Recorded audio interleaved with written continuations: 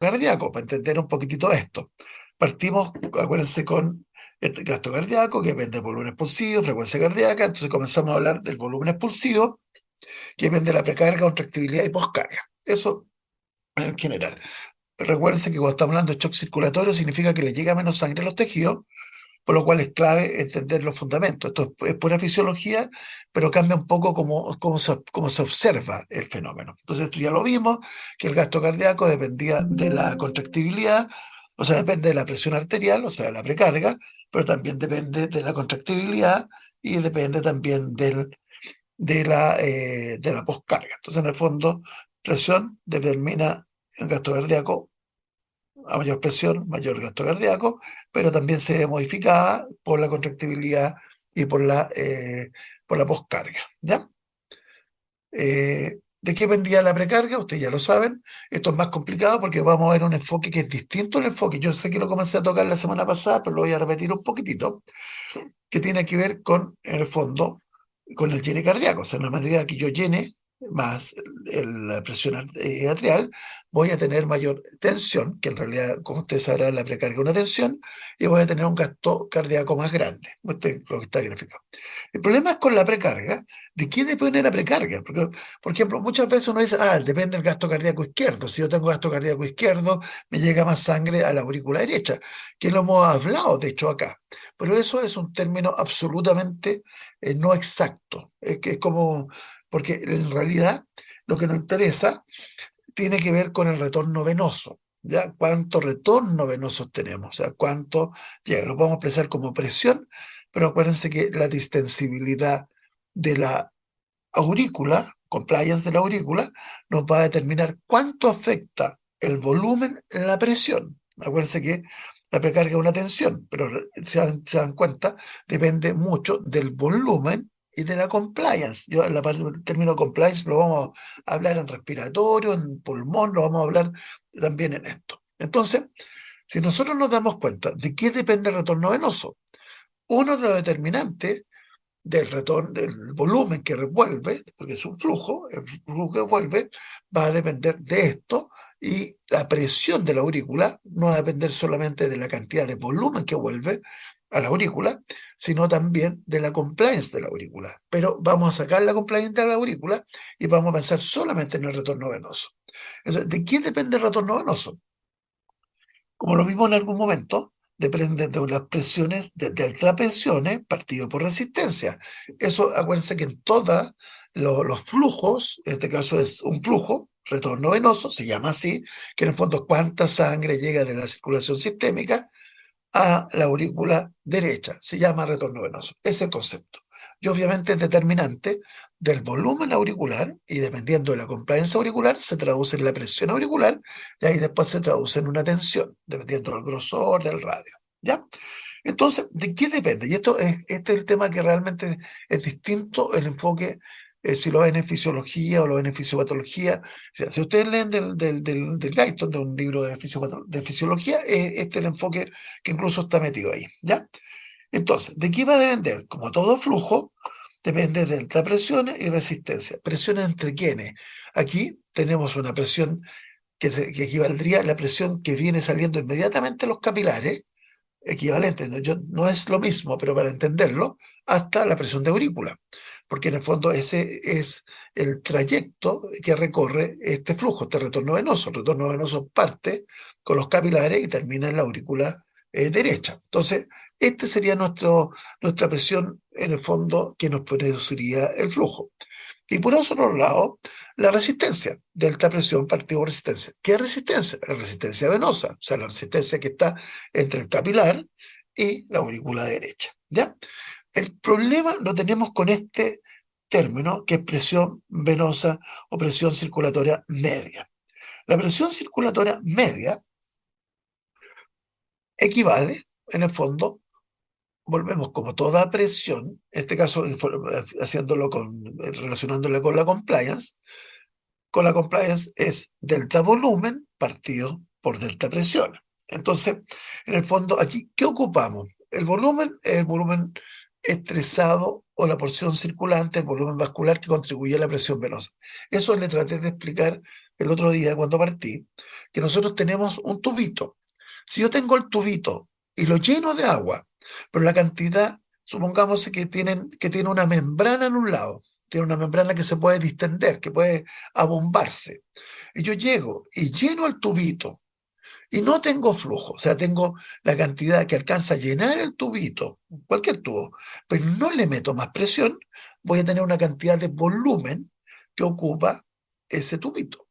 Ese volumen que está dentro del tubito va a tener presión, estrictamente no, porque está solamente llenando el tubito. ¿Cómo lo sabemos nosotros? Porque si lo llenamos justo, no se va a bombar. Estoy suponiendo que a un extremo le colocamos en el fondo una membrana, algo que se pueda bombar, un globito, algo elástico. Si yo lleno de este caso de agua el tubo y no está bombada ni ninguno de los dos terminales, porque los cerré, yo digo, aquí no hay presión hidrostática, porque solamente metimos el volumen en el cual se llenó el tubo. ¿Se entiende la idea? Entonces, ¿cuál es el volumen que nos interesa a nosotros? El volumen que sí es capaz de generar presión. Por ejemplo, yo lleno y le meto más volumen. ¿Qué va a ocurrir con eso? Se va a bombar uno del globito que tenemos en uno de los extremos. ¿Eso qué significa? Que hay presión positiva dentro del tubo. Esa sería una presión hidrostática o sería la presión que nos sirve o sería el volumen que es capaz en ese tubito de generar presión. ¿Ya? Y eso se llama volumen estresado. Ahora, ¿por qué es tan importante esto el volumen estresado? Porque nosotros en las venas sabemos que tienen gran capacitancia, tienen una gran capacidad de aumentar el volumen sin generar cambios de presión. ¿Por qué? Porque tiene una gran capacidad de dilatarse. Entonces, nosotros podemos tener una circunstancia donde tenemos una volemia normal, pero esa volemia normal es apenas capaz de llegar el volumen no estresado. Por lo tanto, al no estar estresado, porque ese vaso dilató el territorio venoso, aunque tengamos una volemia normal, podemos tener un bajo volumen estresado. Y si nosotros tenemos una distensibilidad, por decir, constante, yo sé que lo acabo de modificar, podemos terminar teniendo una presión media, una presión circulatoria media extremadamente baja, pese a tener gran volumen. ¿Ya? Entonces, ese es el concepto que me interesa que entendamos. O sea, una persona puede tener una volemia súper alta e igual estar con volemia del punto de vista funcional, del punto de vista que nos determina el retorno venoso, bajo. ¿Por qué? Porque nos puede dar una presión circulatoria media, porque para el nivel de compliance, el volumen estresado es más bajo. ¿Ya? Ahora, cosa que es evidente, si yo tengo un volumen constante y modifico la compliance, en este caso aumento la compliance, voy a tener una presión media más baja. ¿Qué es lo que pasaría en algunos tipos de shock? Yo modifico la compliance y aunque no hayan cambios del volumen, voy a tener una presión media más baja. ¿Ya? O sea, si yo aumento la compliance, presión baja más baja. Pero no ha sangrado, no se ha perdido volumen. Sí, pero en el fondo se está comportando como si tuviera menos volumen.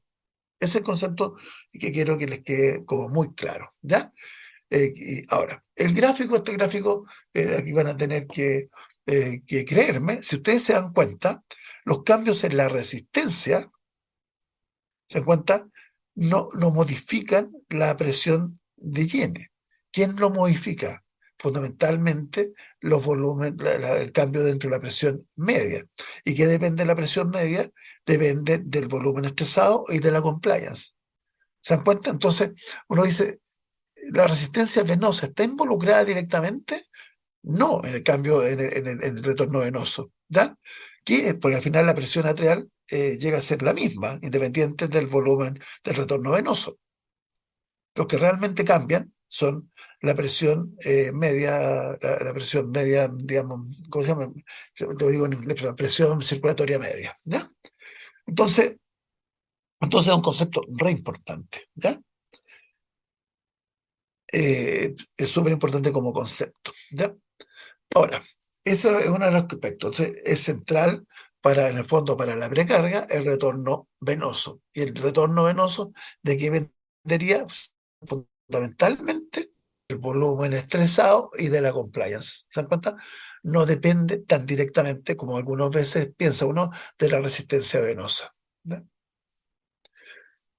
Sí cambia, digamos, sí cambia la pendiente, pero no cambia el resultado final. ¿Te das cuenta? Entonces el N va a ser el mismo, independiente de la resistencia venosa. ¿No? Un concepto que yo sé que ustedes no van a atacar tanto, pero si a alguno después le interesa trabajar en UCI intensivo, cosas así, lo debiera conocer. Bueno, otro elemento que ya dijimos, estos serían los determinantes de la precarga. ¿Cuáles serían determinantes de la contractibilidad?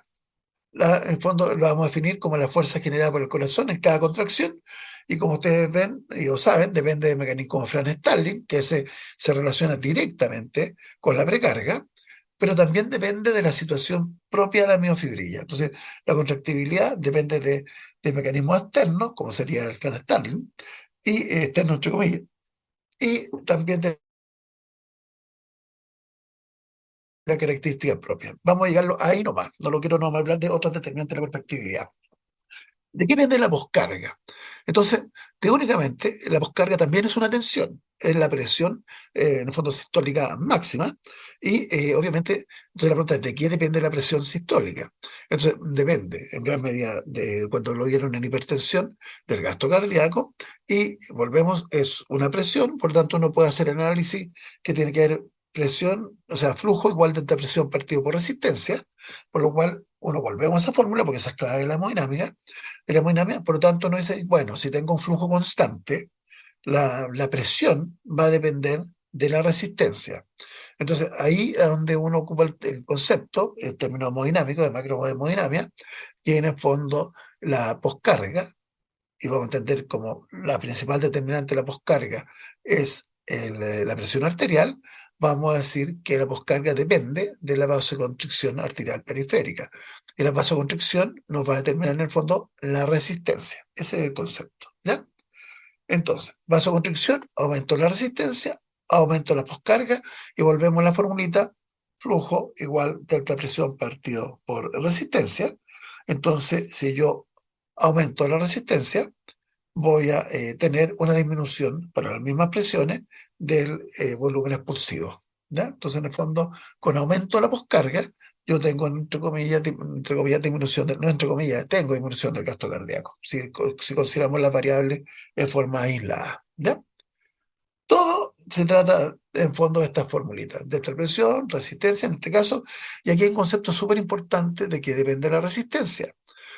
Yo voy a arreglar este H porque en realidad es MO, pero depende de un coeficiente para actualizar, en el fondo, pero de un factor para actualizar la fórmula, las unidades, de la longitud del vaso, de la viscosidad de la sangre, y por otro lado del radio. Entonces, nosotros sabemos que si el radio es la cuarta, eh, nosotros al disminuir las dos, o sea, disminuirlo a la mitad, aumentar la resistencia, 2 elevado a la 4. ¿Se dan cuenta? Y ustedes pueden hacer los cálculos. Entonces, súper importante la determinante. Entonces, volvemos a un tema que hemos hablado como forma aislada. Los vasos, o sea, un tejido regula o autorregula su flujo, sí. Entonces, cuando yo tengo una zona que se me está vasocontrayendo, me va a aumentar la resistencia.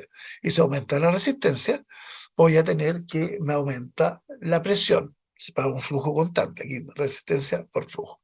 Resistencia por flujo igual presión. Entonces, eso hay que tenerlo aquí, ese es el vistazo que uno tiene que ver. Entonces, hay que tener cualquier cosa que no aumente la resistencia, va a tender para el mismo flujo a aumentar la presión. Si tenemos una caída en la resistencia, para un flujo constante, va a caer la presión. Miren qué interesante, o sea, yo tengo una vasodilatación de un tejido, me va a llegar teóricamente más flujo al tejido, pero va a significar una caída en la resistencia. Y al significar una caída en la resistencia, va a significar una caída en la presión. Entonces, en otras palabras, ¿yo cómo podría generar como modelo hipotensión sistémica? La forma más simple, una de las más simples, es disminuir el gasto, me cae el tiro, o la otra, disminuyendo la resistencia. ¿Al órgano le llega más o menor perfusión? Depende. Pero en general uno podría decir, al órgano que se vasodilató, sí, le llega teóricamente más, si una dilatación funcional, le llega más sangre. Pero ojo, hace que caiga la presión sistémica. Y si cae la presión sistémica, a otro órgano le va a llegar menos sangre. ¿Se dan cuenta? Entonces, así es como regula nuestro organismo, en el fondo, qué órgano le llega más o menos sangre. Doctor Rossi, Sí, sí, dime. oiga, una consulta que estoy aquí así como entre que soy con Martino y que lo escucho, no sé si ha comentado o si lo va a comentar las unidades de medidas de presión o de, perdón, de resistencia. No, lo voy a comentar, porque son, pero en el fondo es longitud, viscosidad y centímetros. No, pero ¿va a hablar de dinas y esas cosas? No, lo voy a nombrar, pero al final. Ah, No, ya, eso, una cosa. Lo otro, chicos, aprovechando lo que está comentando Doc, él dice, si se produce vasodilatación en un territorio, probablemente va a aumentar el flujo de sangre, ¿cierto? a ese Si la territorio, vasodilatación es sistémica, ¿cierto? Ahí se nos empieza a cae la complicar presión la cosa. completa. Sí, Eso, ese es el ahora, problema. si me da un segundito, Doc, no sé Vale. si lo va a hablar en relación a los mediadores. Lo voy a nombrar nomás. Ah, ya, porque ¿qué mediador conocen ustedes que sea vasodilatador?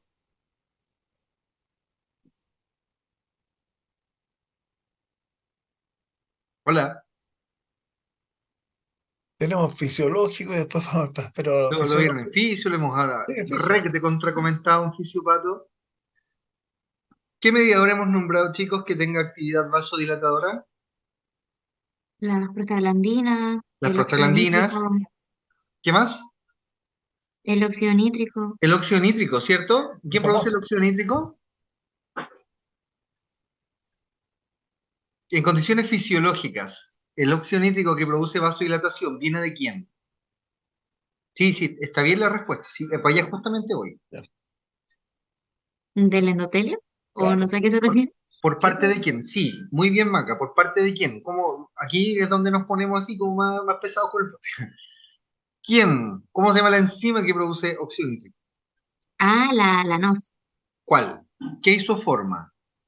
la ENOS, en el Muy caso del bien, endotelio. ese es ¿cierto? lo Ya, fisiológico. pero el óxido nítrico genera vasodilatación independiente de quién la produzca. ¿Se acuerdan cuando hablamos en la clase de estudio oxidativo de la diferencia entre la ENOS y la INOS en términos de las cantidades de óxido nítrico que produce cada una de esas isoformas?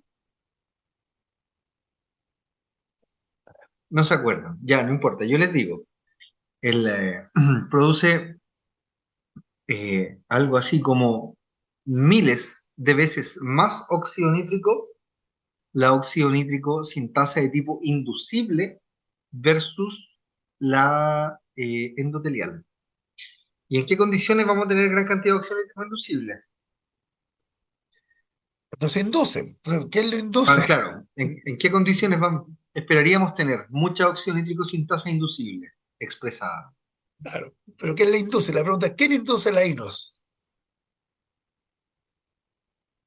Va a ocupar los nombres, porque los médicos me he dado cuenta, los estudiantes de medicina no ocupan los nombres, o sea, piensan que los nombres son casuales, y no cachan que el nombre por algo es el nombre. ¿Cierto? ¿Por qué inducible? Vamos Pero, chicos, clase de estrés oxidativo, clase número 1 del semestre 1. bueno, o clase de inflamación también. También, Ya, alguien que lo diga.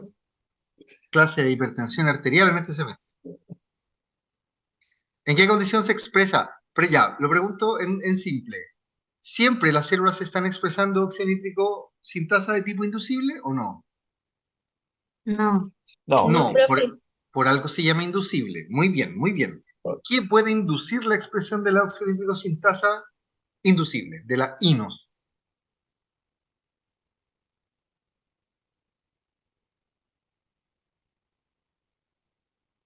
No se acuerdan. Ya, no importa. Yo lo digo para que no demoremos tanto. Un cuadro inflamatorio, Yo le soplé, por eso la clase de inflamación y nadie me escucha. ¿cierto? Nadie me Un escucha. cuadro inflamatorio. Ahora, si tenemos, no sé, lo que yo siempre les digo, una espinilla en la frente, ¿vamos a tener gran expresión de óxido nítrico? Probablemente no. Pero ¿qué pasa cuando tenemos un paciente que está con un cuadro inflamatorio que está volviéndose sistémico o que ya se volvió sistémico, ¿cierto? Con estos pacientes hiperinflamados de los que nosotros hemos hablado. ¿Cuánta expresión de óxido nítrico vamos a tener? Les estoy preguntando. ¿Cuánta expresión de óxido nítrico Pero, vamos a tener en el otra tiempo? cosa que me he dado cuenta ellos piensan en términos de alternativa. Poco, ¿Poco, más o mucho menos. o normal? Mucho, normal, mucho o mucho, mucho, mucho, mucho. O nada, O nada.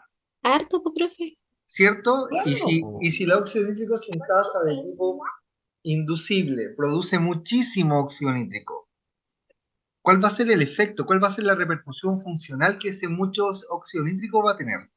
aquí véanlo con la presión, porque me interesa la presión hoy día. ¿Cierto? La repercusión funcional va a ser que, ¿qué le va a pasar a sus vasitos de manera sistémica? Se van a, Disminuye la resistencia, eso, se Ah, van a, es un paciente disminuye que el gasto cardíaco. no, se el pro- gasto cardíaco aumenta, pero ¿qué si- pasa? Pero Ah, si tiene un gasto cardíaco normal, ¿qué pasaría con la presión? si se mantiene el gasto y se produce una vasodilatación sistémica, se disminuyen los dos, ¿no? se disminuyen los, Como dijo el profe, que los dos tendrían que Mira, disminuir. flujo por resistencia, invierte aquí la fórmula. Flujo por resistencia igual presión. Si yo mantengo el flujo constante y disminuyo la resistencia, ¿qué va a pasar con la presión? la presión se nos cae. Se cae. Y si cae la presión, ¿qué pasa con la capacidad de perfundir tejidos? También cae. También También cae. cae. También cae. Entonces, esto es súper relevante porque hay probablemente yo insisto, estaba así como medio pendiente Martínez de la clase, quizás ya lo dijo o quizás lo va a decir después, No, si pero lo repito, en el lo repito. contexto de UCI, el paciente hiperinflamado, el paciente séptico, politrauma, quemado, es un paciente que va a tener cierta inestabilidad hemodinámica o que es esperable que se produzca inestabilidad hemodinámica por varias cosas. Y una de esas cosas tiene que ver con esta gran producción de óxido nítrico, o sea, los mediadores que en condición fisiológica, ¿cierto?, nos ayudan en esta cosa disregulada que está por todos lados, finalmente se cae, ¿ya? La hemodinamia, deterioro la hemodinamia del paciente. Ya, eso lo más dos, para no quitarle más tiempo. No, no, está bien. Sí, lo importante es que entiendan. Yo sé que estamos apresurados, pero lo importante es que entiendan. Lo vamos a ver. Entonces, aquí tenía la fórmula. Ya, no me acordaba. Entonces, fíjense, a nosotros tenemos por un lado flujo, pero aquí invertimos la fórmula.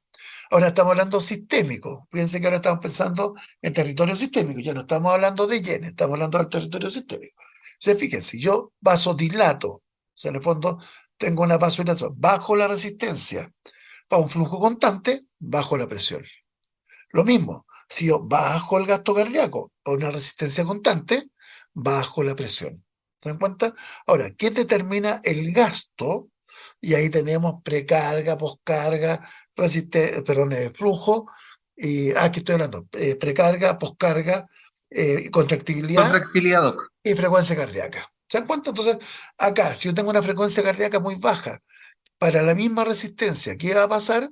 Va a tener bajo gasto. Si tengo bajo gasto con una resistencia constante, voy a bajar la presión. Ahora, ¿cómo se organiza el organismo? El organismo responde a esto. O sea, yo inicialmente llego, me vasodilaté completo, cae por al vasodilatarme completo, cae la presión. Se generan respuestas. Si me baja el gasto cardíaco, por el motivo que sea, baja la presión, se genera una respuesta. Porque la presión es la que principal, en el fondo, motor para que se produzcan flujos. Entonces, si yo no tengo presión, no voy a tener flujo. Miren cómo se invierte un poco la cosa. ¿Se dan cuenta? Si yo la presión, modifico la presión, voy a tener cambios en el flujo. Entonces son como círculos viciosos. ¿Ya? Benjamín Muñoz levantó la mano. ¿Qué quiere preguntar, Sí, Benjamín? mi pregunta, doctor, ¿existe algún umbral donde estos mecanismos compensatorios ya se vuelvan irreversibles? Es que el problema tiene que ver con cada persona. Entonces, lo vamos a ver en todo caso en la clase. Yo creo que en la clase te va a quedar más claro. Porque depende de la situación. Por ejemplo, si yo estoy durmiendo y duermo, ¿cómo esperamos que esté todo? Entonces sabemos que cuando uno duerme, baja el gasto cardíaco y también disminuye un poco la resistencia. Por lo tanto, al final la presión va a bajar, pero van a seguir existiendo buena perfusión. Todo esto sí hay números, pero lo vamos a ver al final. Pero volvemos, lo más importante es la perfusión. O sea, si el paciente, los órganos están bien perfundidos, tú dices, estamos bien. Porque cada persona tiene distintos tonos. Si tú comparas tu presión no sé, con alguna de tus compañeras, van a tener presiones distintas. ¿Están anormales? No, porque tienen cierto rango de perfusión. Salvo cuando está para arriba, que ahí sí que se sabe que hace daño y sabemos porque en el fondo es a largo plazo. La hipotensión chilla al tiro. O sea, la hipotensión de una u otra manera comienza a generar mecanismos de contrarregulación para mejorar la presión, porque en la situación de hipotensión lo que no puede estar pasando, volvemos, es que el gasto caiga. Y si el gasto cae, significa que los órganos están hipoperfundidos.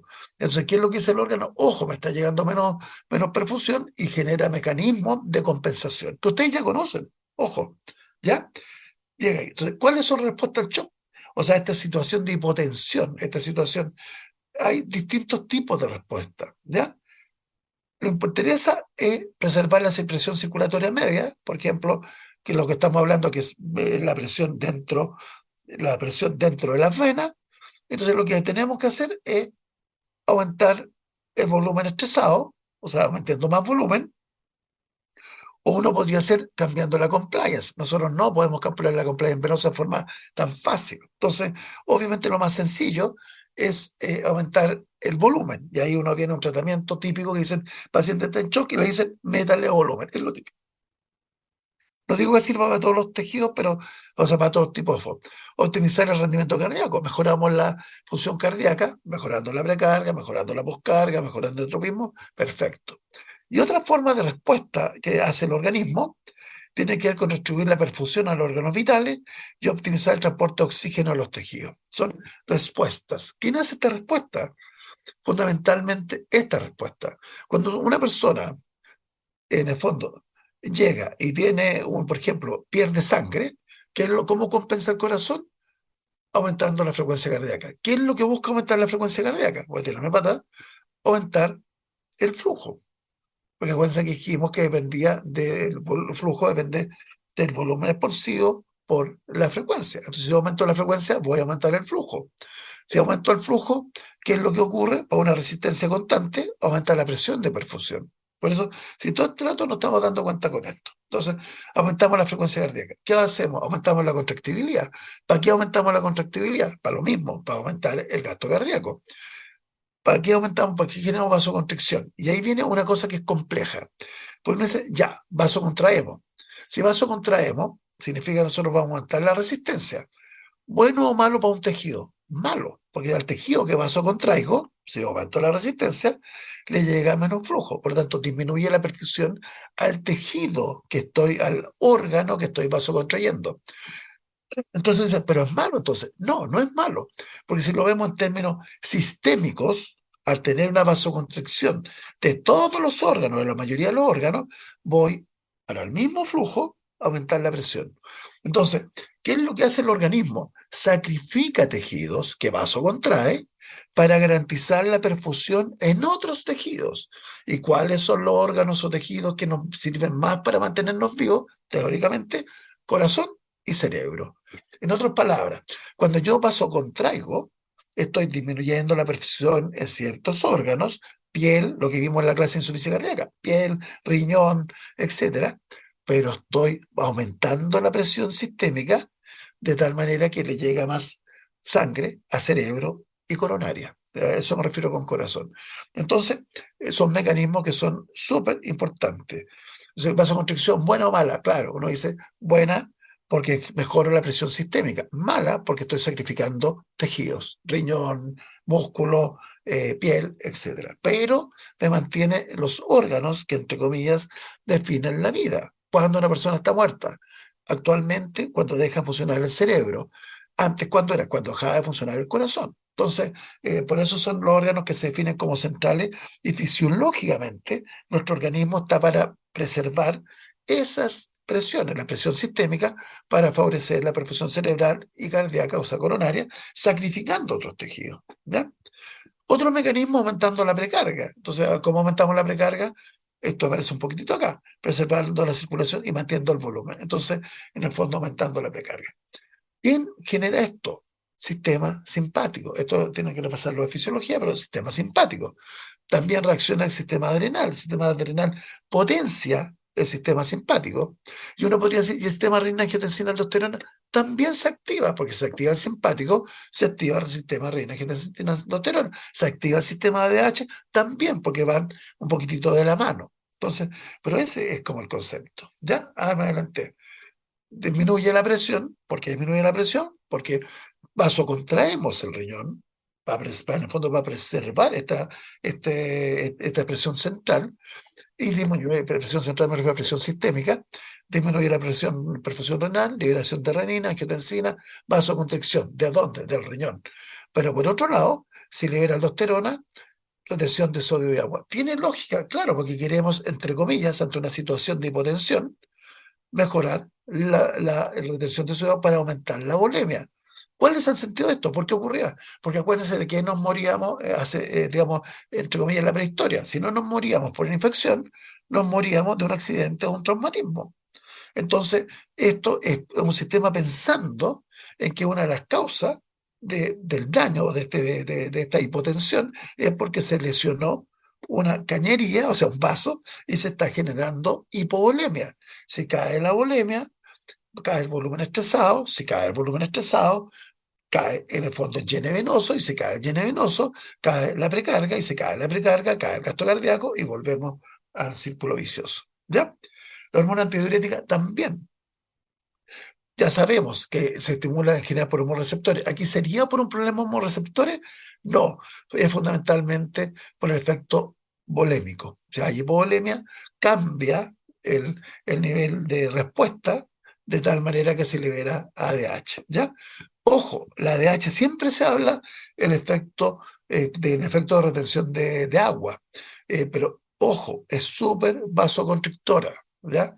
De hecho, se ocupa o se ha probado para distintos tipos de shock el uso de arginina vasopresina, que es el nombre que le dan los gringos, o ADH, porque tiene un efecto vasopresor, o sea, es vasoconstrictor. ¿Ya?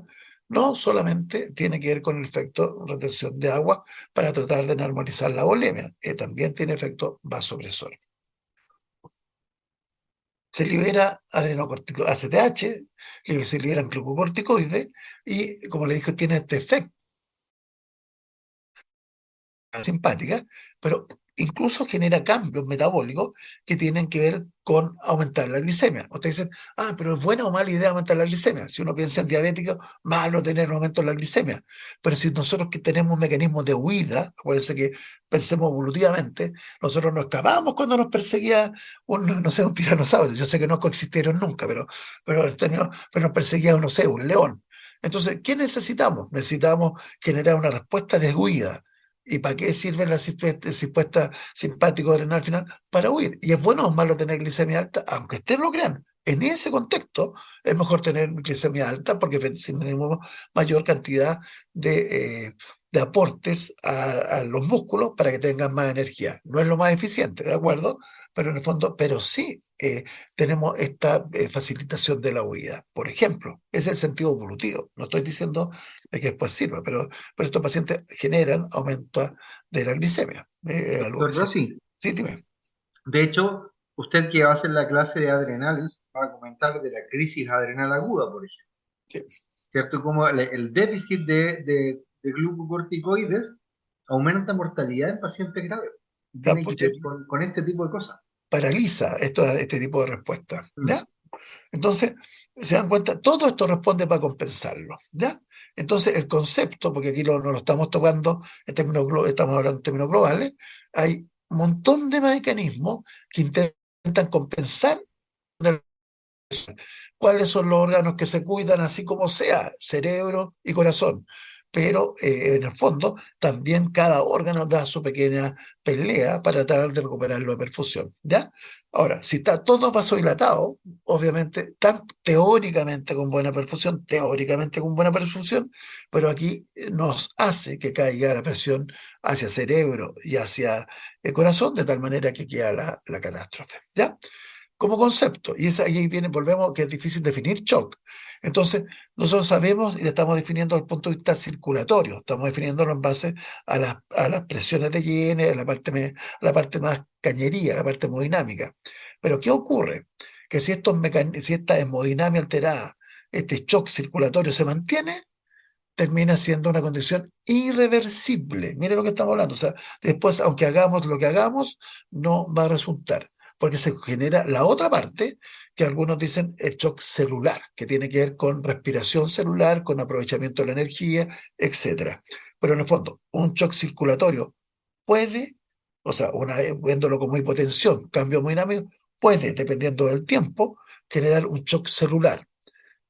Hay situaciones que son, por suerte, extraordinariamente poco frecuentes, donde lo que falla primero es la célula y la shock celular, o sea, la disfunción celular, genera después el trastorno hemodinámico. Pero la mayoría de las veces se constata una caída primero de la presión y por eso lo estamos enfocando de esa manera. ¿Ya? Esto es lo mismo que hemos hablado, pero de una manera, en el fondo, de quitar la mina. Ah, no está la animación. Tenemos hipovolemia. La hipovolemia, ¿qué significa? Que tenemos el mal llene intravascular. ¿De dónde? Estamos hablando fundamentalmente de las venas. ¿De cuenta? Entonces tenemos volumen estresado más bajos. Entonces, por el volumen estresado más bajo, vamos a tener una caída de la presión venosa. Hay otras situaciones como sepsis o shock séptico, como usted, en el cual se produce, miren lo que ocurre, cambio en la capacitancia. Acuérdense que dijimos que la presión circulatoria media era el resultado entre el volumen intravascular y la capacitancia. En la sepsis se ha demostrado que hay un aumento de la capacitancia, o sea, un aumento de la compliance. ¿Eso qué significa? Que para llenarlo necesitamos más volumen.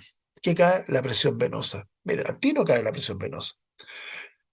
En situaciones de infarto, en situaciones de obstrucción cardiovascular, como un TEP, etcétera, se produce un estrés cardiovascular y ese estrés cardiovascular, por la disfunción miocárdica, bombea menos, etcétera, o hay disminución del gasto cardíaco. Al disminuir el gasto cardíaco, tenemos una caída de la presión arterial media, o sea, una caída de las presiones. Y tenemos dos sensores aquí, unos receptores de volumen, que son fundamentalmente receptores de distensión, stretch, ¿ya? Y por otro lado tenemos receptores varoreceptores. Los receptores de volumen, ¿dónde están? En la arteria pulmonar y fundamentalmente en el atrio derecho, donde tenemos los varoreceptores, en arco aórtico, en cuerpo carotídeo y también en retorio esplénico. También tenemos quimioreceptores, ¿ya? Carotídeo aorta y también tenemos quimiorreceptores medulares. Todo esto lo que están buscando es, en el fondo, regulación del tono, de los tonos vasomotores. Y obviamente, como componente importante, tenemos que todo esto se termine integrando en nuestro sistema nervioso central, lo cual gatilla una respuesta simpática, hormonal, epinefrina, norepinefrina, renina, angiotensina, aldosterona, lleva a retención de agua, aumento de la contractibilidad, vasoconstricción y restricción de los flujos. ¿Hacia dónde se distribuyen los flujos? Se sacrifica territorio sacrificable, entre comillas, para que haya mayor flujo hacia cerebro y coronaria. Desde el punto de vista neural, también tenemos una respuesta neural, contractibilidad cardíaca, vasoconstricción y volvemos a restricción del flujo. Esta sería la respuesta simpática típica, si estamos hablando de cosas de fisiología. Y tenemos una respuesta a nivel de hipófisis que tiene que ver con la liberación de CTH y ADH. Aumenta el cortisol. Después vamos a ver que voy a saltar un poco la aldosterona, retención de sodio, mantención mantención del cardiovascular, o sea, control del tono, y la respuesta catecolamina, o sea, la respuesta a esto. Ahora, voy a tirarme un poquito para atrás. Entonces, y por otro lado, en la disminución de la presión arterial media, aquí nuestro riñón es re importante, por lo cual por eso lo ponen un poco aparte. Disminuye la presión, la perfusión renal, se activa el sistema renina-angiotensina-aldosterona porque se activa el aparato glomerular y terminamos la activación de la aldosterona. Entonces, terminamos con retención. Esta es la respuesta fisiológica, absolutamente fisiológica, pero tiene repercusiones en términos funcionales y en términos diagnósticos. Pues nosotros, ¿cómo vamos a encontrar un paciente cuando está hipotenso? Vamos a encontrarlo si existe estos sensores están reaccionando, vamos a ver el simpático. Ay, yo verdad que la tengo así. Vamos a tener activación del simpático, y nosotros, ¿qué es lo que decimos? Está pálido, ¿por qué? Porque está con vasoconstricción, frío, porque está con vasoconstricción, sudoroso, porque está activado el simpático. Entonces, cuando nosotros tenemos en la clínica un paciente que tiene shock, vamos a encontrar esas condiciones. ¿Puede estar con presión normal? Sí, pero a expensas de toda esta activación, si estas son respuestas compensatorias. Entonces, nosotros, un paciente que, por decir, está comenzando el shock, un shock de cualquier tipo, nosotros vamos a mantener esta respuesta hasta que estas respuestas no son capaces de compensarlo y vamos a tener ya la hipotensión franca o baja perfusión en los tejidos y baja perfusión también a nuestro cerebro y nuestras coronarias. Ahora, ¿por qué son tan importantes las coronarias? Porque son las que terminan el gasto cardíaco. Y fíjense que esa es la gracia, en aumentar el gasto cardíaco. Esto es otra forma de ver lo mismo. Tenemos que, como compensa, con menos contracción, por lo tanto reduce la capacitancia venosa. Se trata de restaurar el volumen, hablamos de volumen estresado, contracción arterial, disminución de la presión de capilar, desplazamiento desde el intersticio al compartimento vascular. Esto ocurre siempre en situaciones de hipotensión. Aumenta la reabsorción tubular de sodio, incrementa la reabsorción proximal, y esto significa restauración del volumen circulante. Si restauramos el volumen circulante y redujimos la capacitancia venosa, aumentamos la presión de Yene. ¿Presión de Yene de qué? De la aurícula izquierda, de la aurícula derecha, perdón. Por otro lado, el simpático aumenta la eyección ventricular. Por lo tanto, entre estos dos incrementamos la presión de Yene, incrementamos la fracción de eyección, por efecto directo, vamos a aumentar el volumen expulsivo. Si aumentamos la frecuencia cardíaca, mediada por simpático, vamos a aumentar el gasto cardíaco y incrementamos la resistencia vascular sistémica por sobre vasoconstricción. Por lo tanto, incrementamos la presión arterial. ¿Se dan cuenta? Este sería el flujo y este sería la resistencia. Ahora, volvemos. ¿Qué puede pasar para que esto, obviamente, si yo bajo la frecuencia, disminuyo la resistencia, cambio la contractibilidad? Si ustedes lo pueden ver, aquí estamos dando la respuesta fisiológica. Pero, ¿cómo ocurre para que esto se eche a perder? Es lo mismo, son estas mismas variables, pero en sentido contrario. Si yo tengo vasodilatación, disminuyo la frecuencia. Si yo disminuyo la reabsorción tubular, puede tener menos sodio, puede tener más bajo el volumen sanguíneo y me va a ir cayendo. Si disminuye la contractilidad miocárdica, disminuye la frecuencia cardíaca o vasodilato. ¿Se dan cuenta? Aquí estamos todos al revés. ¿Ya? Esto es lo mismo, esto ya es la misma diapositiva que tenía al principio, por lo cual, si dan cuenta, está todo aquí igual. Lo único que cambia es un poquito esto, que lo vamos a ir viendo en las diapositivas que siguen. Esta es la misma diapositiva de redistribución del flujo que mostré en la insuficiencia cardíaca, que cuando tenemos una situación de bajo gasto, aquí tenemos un gasto de 3.000, aquí tenemos un gasto de 2.000, se sacrifican, como ustedes se dan cuenta, hay que medir la cantidad absoluta. ¿Se dan cuenta? La coronaria se mantiene en la misma longitud, digamos, la cerebral se mantiene más o menos igual, pero fíjense, territorios plácnicos, como esto, casi 1 litro, y aquí es chiquitito, renal, miren todo lo que recibía de flujo, y ahora miren lo que recibía de flujo, miren la piel, separó el músculo, así acá, y miren la piel, de eso, y casi no recibe nada. ¿Te das cuenta? Entonces, son marcadores clínicos para ver, oye, ¿quién está en shock? Si yo tengo una situación donde tengo esta restribución, estoy vasocontraída la piel, el músculo que no quiere funcionar, está cansado el paciente, etcétera, o territorio esplácnico deja orinar, etcétera, ustedes dicen, oh, este paciente está redistribuyendo el flujo y lo más probable es que esté en una situación de bajo, de shock, en el fondo, entendiéndolo, en el fondo que hay esta descompensación en términos de los requerimientos y la cantidad de gasto cardíaco que se le está otorgando. Vamos a tocar esta parte de acá, que es complicada, pero en el fondo es lo importante. Ya, tenemos un componente de perfusión que es la hemodinamia. Entonces nos decimos, ya, de acuerdo, tenemos que tener sangre. Pues resulta que no basta tener sangre, porque necesitamos que la sangre transporte oxígeno. Eso, ¿de qué depende el transporte de oxígeno?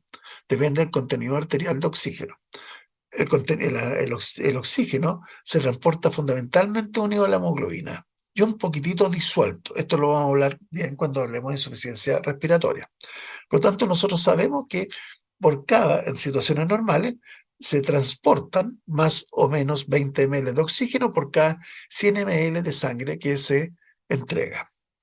Entonces nosotros tenemos que en el fondo el aporte de oxígeno va a ser el gasto cardíaco multiplicado por el contenido arterial. El gasto cardíaco nosotros no sabemos que en el fondo es cuántos ml o litros, o depende de la unidad, se entregan a los tejidos por minuto. Entonces, es re sencillo. Nosotros calculamos que por cada 100 ml de gasto cardíaco se entregan 20.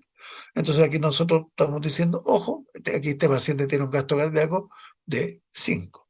Como son decilitros, es 50, son 50, perdón, centilitros, ¿no? Entonces al final la entrega de aporte de oxígeno somos 1000 oxígenos, 1000 unidades de oxígeno, 1000 ml de oxígeno, son litros de oxígeno por minuto. Eso es lo que le llega a los tejidos, ¿ya? El D es de delivery, de entrega, ¿ya? Estos datos son, o sea, y obviamente si uno dice, oye, si tengo un gasto cardíaco un poco más alto, ¿qué va a pasar? Va a ir mayor aporte. Si tengo una cantidad de hemoglobina mayor, también voy a tener o mayor de saturación, o cantidad de hemoglobina, o mayor presión, voy a tener mayor cantidad de transporte. ¿Qué pasa si cae el gasto cardíaco? No le deja oxígeno a los tejidos. ¿Qué pasa si cae el contenido arterial de oxígeno? También le llega menos gasto cardíaco. Esto tiene que ver con hemoglobina y tiene que ver con aparato respiratorio. O sea, tiene que ver con hematología y con, o sea, en el fondo, si yo tengo un paciente con hemoglobina muy baja, ¿qué va a ocurrir? Va a disminuir el aporte de oxígeno. ¿Ya? ¿Qué va a hacer nuestro organismo? Tratar de compensar con los mismos mecanismos que ya hemos mencionado. O sea, aumentando la presión, o sea, aumentando el gasto cardíaco, aumentando ¿cómo se llama? Aumentando la frecuencia, etcétera. ¿Ya? Es importante porque son unidades que se miden, esto se puede medir. La extracción es un concepto un poco más complicado que tiene que ver con lo siguiente. Cuando yo entrego sangre delivery, entrego oxígeno a nuestros tejidos, no se consume todo. Lo normal es que si yo entrego 100, lo normal es que se consuma más o menos un 25%. ¿Ya? Ese es el concepto de extracción. Es el porcentaje de lo que yo entrego que se queda dentro del tejido. Es un ejemplo súper sencillo. Si yo entrego 10, pongamos, galletas, yo no puedo medir cuánto consume la persona, pero resulta me entregan, de las 10, me entregan 3. ¿Cuánto consumió la persona? 7. Si yo le doy 10 y me devuelve 2, ¿cuánto consumió? 8.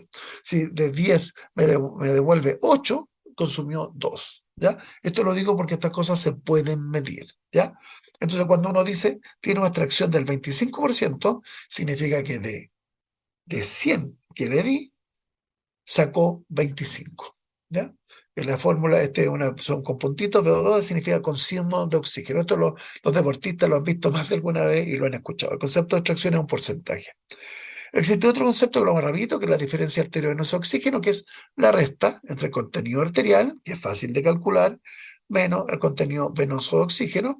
Es una sangre venosa que se toma en el fondo una gasometría, y la diferencia es cuánto sacó. Entonces, en el fondo, aquí sabemos que sacó 5 ml, o sea, entregaron 20, se devolvieron 15, por lo tanto, el tejido sacó 5. ¿Ya? Ahora, esto es importante señalarlo porque estas cosas se miden y se ocupan en clínica, ¿ya? Esto ustedes ya lo han visto, esto me lo voy a saltar para no hablar tiempo, pero ¿por qué es tan malo que en el fondo se haga poca entrega de energía y poca entrega de oxígeno al final? Porque no podemos entrar al ciclo solamente del ácido pirúvico, y no podemos entrar al ciclo de la cadena transportadora. Y eso es clave, clave, clave. Porque como resultado de una situación de pobre perfusión, porque tenemos pobre perfusión, porque tenemos bajo gasto, y al tener un bajo gasto le termina llegando más a los tejidos, menos sangre, menos oxígeno a los tejidos, vamos a tener aumento del lactato. Y eso es otro examen que se mide. Nosotros medimos en laboratorios común de hospital, no, de cualquier cosa, cuánto lactato se está produciendo. Entonces, es un indicador de que nosotros estamos en situación de anaerobiosis. O sea, estamos en una situación donde le está llegando poco oxígeno a los tejidos. ¿Ya?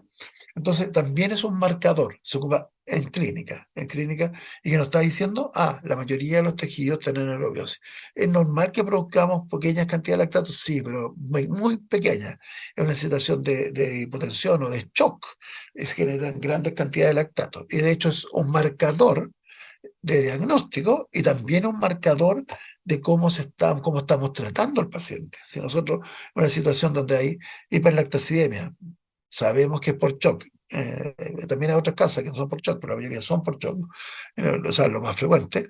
Y nosotros vemos que el paciente tiene un lactato alto y resulta de que con el tratamiento baja, nosotros tenemos todo el derecho a decir estamos haciéndolo bien como tratamiento. Entonces, un marcador para diagnóstico, pero también un marcador de, porque nos mide lo que interesa, nos mide lo que se está intentando. Al final, ¿qué nos interesa? ¿El oxígeno en la sangre? No, no interesa el gasto de ataque, no, nos interesa la perfusión que hay sobre los tejidos.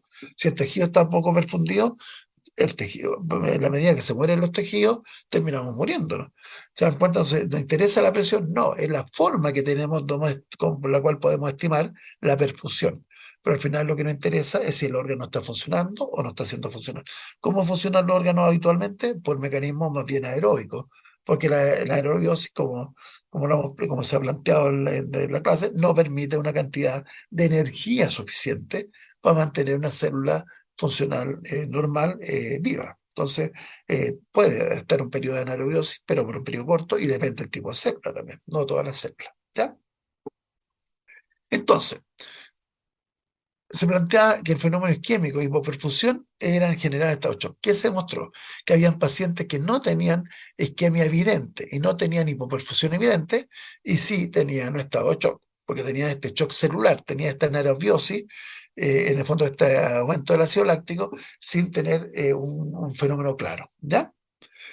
¿Por qué se terminó mostrando eso? Porque si nosotros nos vamos, eh, se produce al final la mala perfusión regional, puede generar radicales libres, superóxido, daño celular directo. También se puede generar directamente por esta situación metabólica, activación de citoquinas proinflamatorias, y al final puede quedar todo esto destruido sin haber, volvemos, una situación de hipoperfusión demostrada. ¿Ya? Pero el concepto es que la mayoría de las veces sí ocurre. ¿Ya? Clave el diagnóstico de esta isquemia celular, entendiendo, vamos a enfocarlo como el fenómeno isquémico, que lo lejos lo más frecuente, porque en la medida que restablecemos la perfusión y oxigenación, limitamos el fenómeno inflamatorio y obviamente este efecto sistémico que esto me lo voy a sacar, pero tiene que ver en el fondo con la producción de energía. Siempre hay una pelea cuánto se produce total el ATP. Yo he visto un montón de libros de bioquímica y trabajo que algunos dicen 36 y otros dicen 34, pero en el fondo estamos comparando pequeñas cantidades de producción, 8 contra el fondo 24 o 30. Entonces, en el fondo, evidentemente, una situación de anaerobiosis, lo máximo que se puede producir son 14, mientras que si vemos, se producen 24 más con la cadena transportadora de electrones, por lo cual no es donde perderse que una situación de anaerobiosis genera la mitad ¿cómo se llama? De la energía. ¿Ya? Entonces, cuando tenemos un shock, ahora vamos a ver desde el punto de vista de la célula, cambian de un metabolismo aeróbico a anaeróbico. Ahora, también podemos tener al revés, que las células cambiaron por una noxa, que no se conoce bien, a un metabolismo anaeróbico. Y ahí se produce un poco al revés el shock. Lo típico es que primero se produzca isquemia y después se genera el problema, pero también puede ser al revés. ¿Ya? ¿Por qué es tan malo tener este metabolismo anaeróbico?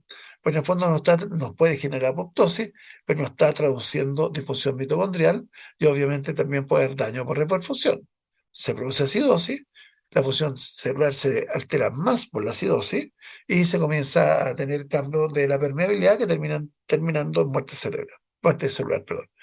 Obviamente falla cuando se agota el ATP, deja funcionar la sodio potasio ATPasa, hay alteración de los fluidos y también hay daño mitocondrial fundamentalmente por calcio. Entonces, el calcio no es muy bueno que haya mucho dentro de la mitocondria. ¿Ya? Yo no voy a meterme en los mecanismos más bien moleculares, de hecho quiero saltármelo un poquitito esto, pero en el fondo tenemos una serie de mediadores tenemos la especie reactiva de oxígeno que modifica el comportamiento de canales, tenemos distintos receptores de membrana, que obviamente aquí estamos actuando sobre la óxido de nitrato sintasa, estamos hablando a nivel intracelular, que motivan cambios metabólicos dentro de la célula. ¿Te das cuenta? Se aumenta el GMP cíclico, AMP cíclico, etcétera. Todo esto se traduce en aumento perdón, disminución del calcio y disminución de contractilidad. ¿Pero dónde? Dentro del sistema de actina miocina. ¿Qué pasa con el calcio total? El calcio total está aumentado. Miren las paradojas. Entonces tenemos por un lado un calcio total aumentado, pero a nivel, en el fondo, de sobre todo aparatos contráctiles, está disminuido. Entonces impide, en el fondo, el funcionamiento muscular. Aquí estamos, este es un modelo que tiene que ver con función cardíaca, pero es con cualquiera. Y la disminución de, ¿por qué cambia disminuye el pH? Porque en el fondo se está produciendo en gran medida también anaerobiosis. Entonces se produce el láctico. Al producirse el láctico disminuye la producción de ATP, junto con los mediadores, isquemia, radicales libres, se termina destruyendo la mitocondria. ¿Ya?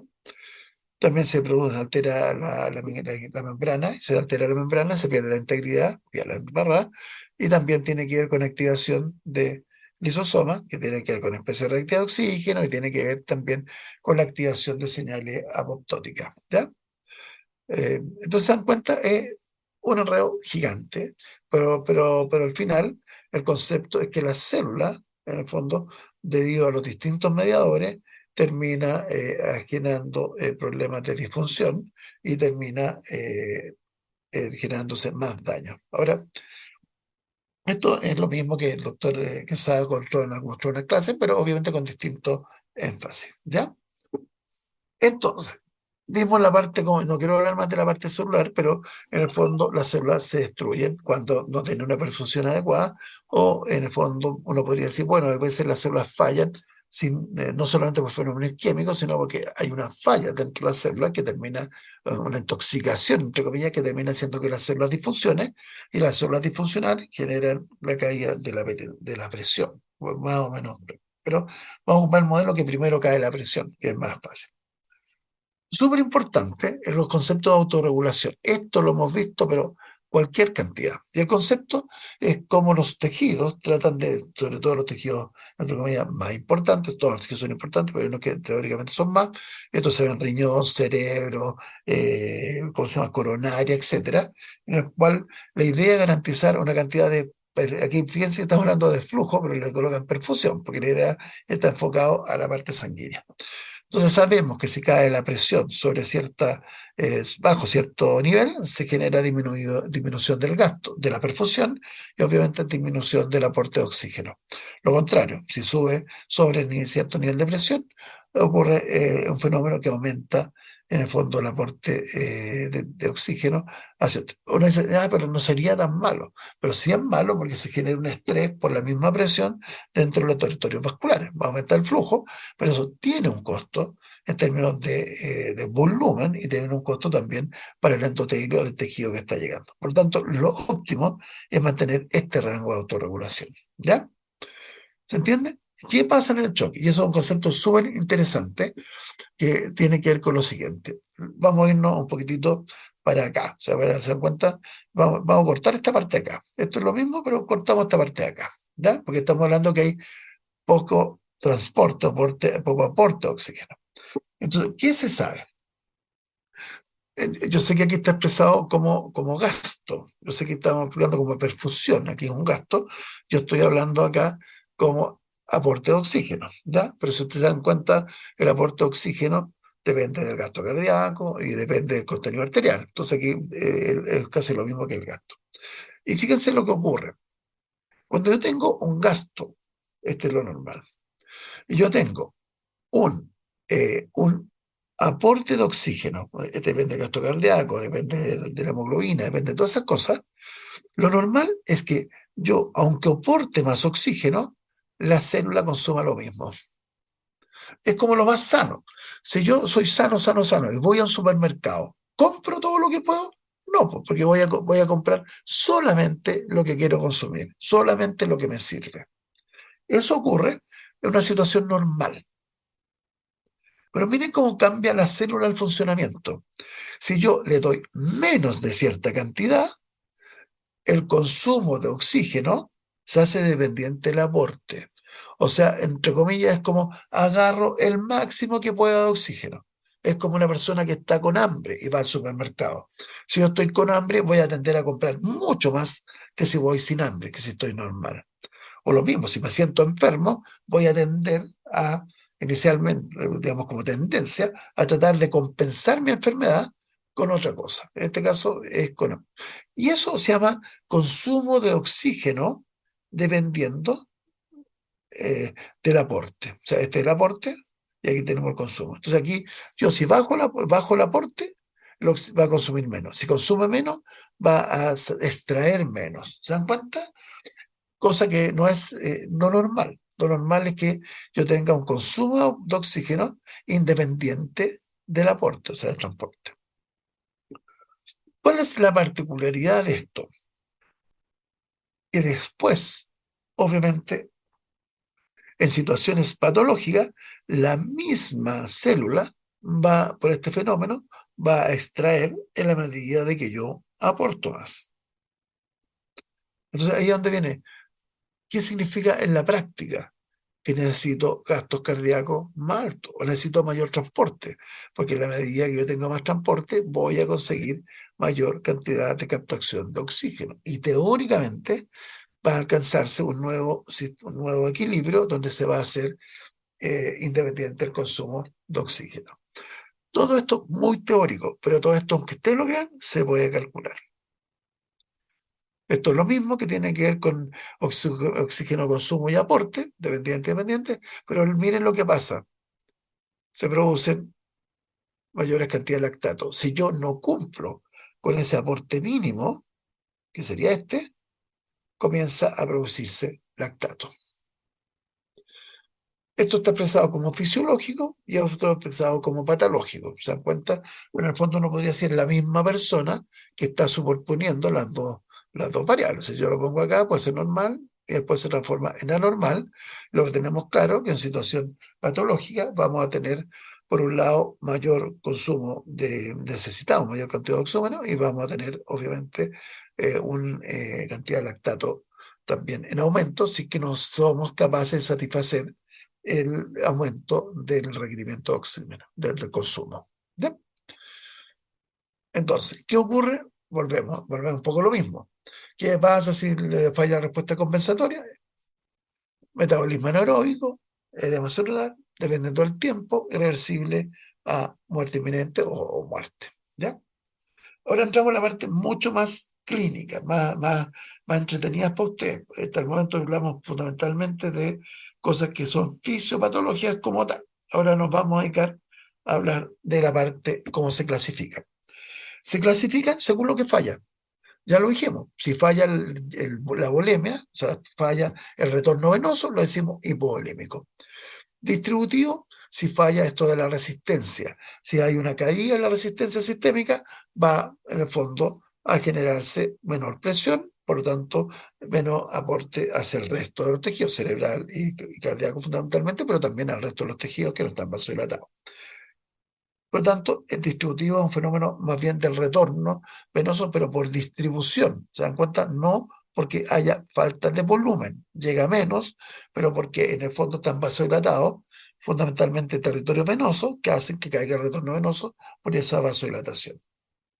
Y tenemos el cardiogénico cuando el corazón falla. ¿Cuál es más grave? Evidentemente el cardiogénico, porque si ustedes se dan cuenta, todos los mecanismos, o gran parte de los mecanismos compensatorios, voy a ir un poquito para atrás, pasan por el corazón, por aumento del gasto cardíaco. Por lo tanto, si la causa es una falla cardíaca, la posibilidad de conseguir compensar o responder es mucho más baja. Entonces, evidentemente, y hay una mezcla que es obstructiva, que es cuando el corazón no se puede llenar bien. Típico, por ejemplo, las miofibrillas del corazón o el corazón está bien, pero producto de por ejemplo, de una alteración pleural, en el fondo de una, se me olvidó, perdón, se me olvidó el nombre, en el fondo una pericarditis constrictiva, que un tío ahí me acordé, que son pericarditis, inflamaciones que generan fibrosis, que generan en el fondo disminución, hacen que el corazón no pueda dilatarse, y obviamente al no poder dilatarse no se permite llenar, pero sí tienen una expulsión normal. O sea, en el fondo sería una mezcla. Nosotros hablamos de los tres primeros: hipovolémico, destructivo y cardiogénico. ¿Ya? El choque hipovolémico, en el fondo, disminuye el volumen circulante en relación a la capacitancia vascular, por lo tanto, disminuye la presión estresada, disminuye la presión de Yene, y el Yene, obviamente, se traduce en una disminución de la precarga, ¿ya? Y lo cual disminuye el volumen expulsivo y el gasto cardíaco. ¿Por qué ocurre esto? Por hemorragia. Se clasifica en realidad hemorrágico y no hemorrágico. Hemorrágico, estamos hablando fundamentalmente de trauma, hemorragia digestiva alta, etcétera. Y no hemorrágico tiene que ver con distribución. Entonces, tenemos pérdida externa de fluido, como sería deshidratación, paciente que no está hidratado de forma adecuada, o restribución de fluido intersticial hacia un tercer espacio. Por ejemplo, podría ser una situación de ascitis. Los pacientes con ascitis tienden a tener hipovolemia, ¿ya? Y depende de la severidad, puede llegar hasta shock. Shock cardiogénico se disminuye fundamentalmente que haya la función sistólica, no solamente que haya función sistólica, pero fundamentalmente miopático, cuando se echa a perder el músculo, arrítmico, cuando hay un problema de la frecuencia o del Yene basado en los trastornos determinados como del ritmo. Lo van a ver mañana lo vamos a ver mañana con el doctor Quesada. Mecánico, como serían defectos vasculares, valvulares, septales, entre comillas, donde la función sistólica disminuye.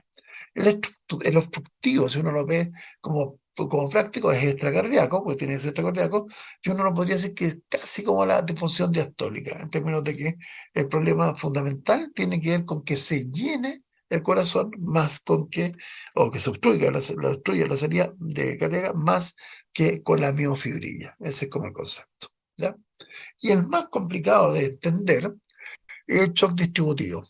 La causa más frecuente de shock distributivo es el shock séptico. ¿Qué ocurre aquí? Hay una disminución de la resistencia vascular sistémica. Se ocurre vasodilatación periférica, ¿ya? Fíjense que nosotros vamos a la fórmula de gasto cardíaco igual delta presión partido por resistencia.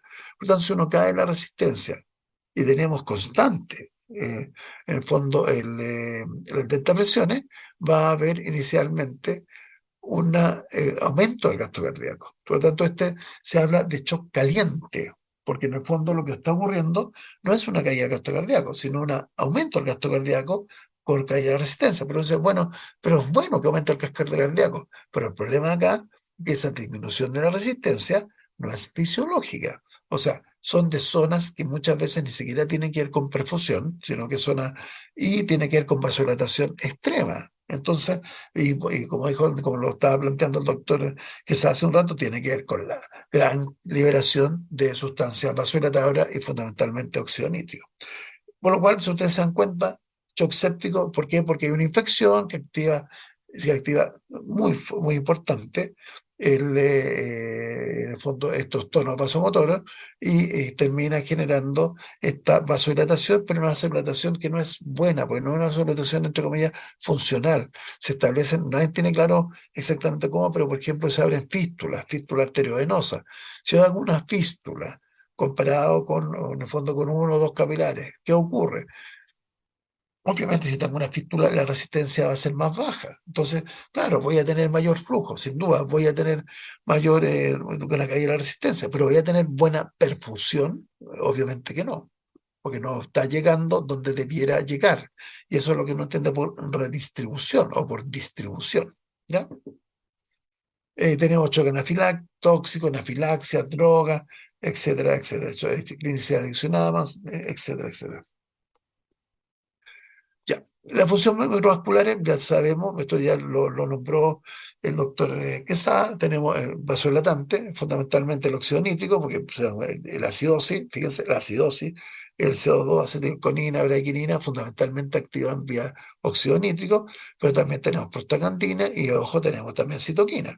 Todo eso al final lo que produce mayor cantidad induce la óxido nítrico sintasa y se genera GMP cíclico, peróxido de nitrito, porque nosotros, por otro lado, tenemos nuestro fenómeno inflamatorio. Esto lo estoy haciendo muy rápido, porque yo sé que ya lo hemos visto. Entonces, tenemos todo este lado como elementos vasodilatantes. vasodilatadores. Por otro lado, tenemos los fenómenos vasoconstrictores, que tiene que ir con, bueno, con distensión, que tiende a liberar tromboxano, con renina, que termina activando endotelina, etcétera, etcétera. Doctor Rossi, ¿Sí? ahí Benja nos tira una pregunta por acá. ¿Ya? Dice, ¿todos los shocks llevan a shock cardiogénico o me equivoco? Ya. Si hay una hipotensión manifiesta y prolongada, la respuesta es sí. Ahora, no solamente a shock cardiogénico, sino también a muerte. O sea, lo que trato de decir es que deja funcionar el corazón y el cerebro. Ahora, pero volvemos, porque la idea es que en el fondo no lleguemos a ese nivel, pero teóricamente sí, todos terminan generando hipoperfusión cardíaca. Pero volvemos, o sea, tenemos tiempo para hacer cosas antes. ¿Se entiende la idea? No sé si quedó claro o no quedó claro. Claro, muchas gracias, doctor. Ya. ¿Puedo decir lo mismo de otra manera? Sí, lo mismo de otra manera, Ya. ¿no? Uno a términos de clase me dice, el obstructivo así, el distributivo así, el hipovolémico es así, el cardiogénico es así. Pero en los pacientes eso se empiezan a traslapar. Sí, estoy más claro. Entonces, por ejemplo, si tiene un paciente que tiene una hemorragia severa, o un paciente, sí, no sé qué, o si tiene un paciente que es gastroentérico, ¿cachai? Que está con mucho vómito, diarrea, qué sé yo, ¿cuál va a ser el componente fundamental? Va a ser hipovolémico, ¿cierto?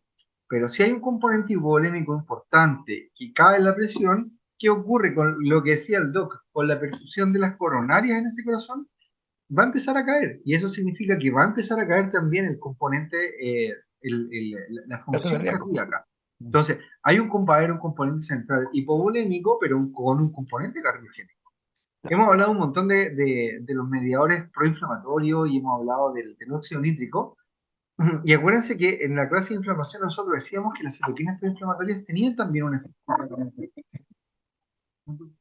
Si tienes un paciente que tiene muchas citoquinas proinflamatorias aumentadas, probablemente el componente fundamental ahí va a ser el distributivo por la expresión de óxido nítrico, bla, bla, bla, bla, bla. Pero si llegan muchas de estas citoquinas proinflamatorias a los capilares del miocardio, va a empezar a evidenciarse una injuria miocárdica y una disfunción miocárdica. Entonces, también aparece, lo que quiero decir es que no hay un shock así como, no hay, ser así como antes, un shock con un componente único, ¿ya? Y se nos van traslapando los componentes hipovolémicos, distributivos, cardiogénicos de los distintos pacientes. ¿Sí, Ya. Benja? Pero Perfecto, inicialmente, perfecto. pero inicialmente uno los clasifica, porque tiene que ver como con el puntapié inicial, ¿cachai? O sea, si yo tengo una hemorragia, ¿qué voy a tener? Un hipovolémico. Si se prolonga en el tiempo, claro, voy a tener todo el resto. Tiene que ver como una simplificación para el tiempo cero. Porque, por ejemplo, si yo parte con un choque hipovolémico, producto de una hemorragia, ¿cuál va a ser el tratamiento? En otro positivo, o sea, algo que le sube al corazón, no, le vamos a reponer la volemia. Porque si nosotros reponemos la volemia en forma rápida, nos ahorramos todo el resto. ¿Se entiende la idea? Entonces, en el fondo, por eso se ocupa estos términos, ¿ya? Es lo mismo, el shock distributivo, si nosotros partimos, sabemos que está con cuadro séptico, que vamos a tratar todo lo mismo, pero si no tratamos la infección, el paciente se nos va a morir igual. Entonces son énfasis. Y obviamente en un tiempo cero, en un tiempo inicial, va a predominar un shock sobre el otro, pero a largo plazo terminan todos mezclados. Eso, un poquitito. ¿Ya? Yo voy a saltar esta parte. Ya. Esto, Doc, ¿me permite? sí, dale, Solo dale. una cosa más, porque Después no, después no me retí si me pasa un poco, sí, sí, ya. no, sí, medio minuto, medio minuto. Estoy con descuento, si estoy marcando los descuentos. Está como el bar. Sí, No sé si se acuerdan, cuando hablábamos de los PAMS y los DAMS en la clase de inflamación. Y entonces decíamos que los DAMS podían ser responsables, por ejemplo, del síndrome de debilidad capilar, que se asocia ¿a qué? A salida de líquido masiva por todos lados. ¿Cachai? ¿Qué significa eso? Que en un contexto séptico, la salida de líquido por todos lados, un edema generalizado, paciente anasárquico, va a tener también un componente hipovolémico. ¿Sí? Benja, ahí así como que voy intentando también solucionar tu duda con ese comentario. ¿Ya? No, sí, nosotros Gracias. lo vamos, entendí. nosotros Muchas lo gracias. vamos a, nosotros lo vamos a Estoy hacer. hablando del traslape. A Eso no ver, me toca. ya, lo vamos a simplificar en modelos que vamos a definir desde un punto de vista macrohemodinámico. Lo que estamos hablando, todo es verdad, pero nosotros lo tenemos que simplificar en términos clínicos. ¿A alguien se le ocurrió hacer un catéter que se llama Swan-Ganz, que lo van a escuchar quizás nombrar alguna vez, que permite medir lo que se le ocurra. Permite medir gasto cardíaco, permite medir presión en la arteria pulmonar, permite medir la presión estimativa del ventrículo izquierdo, de la presión telediastólica del ventrículo izquierdo, o sea, la precarga, y permite medir todo esto, ¿ya?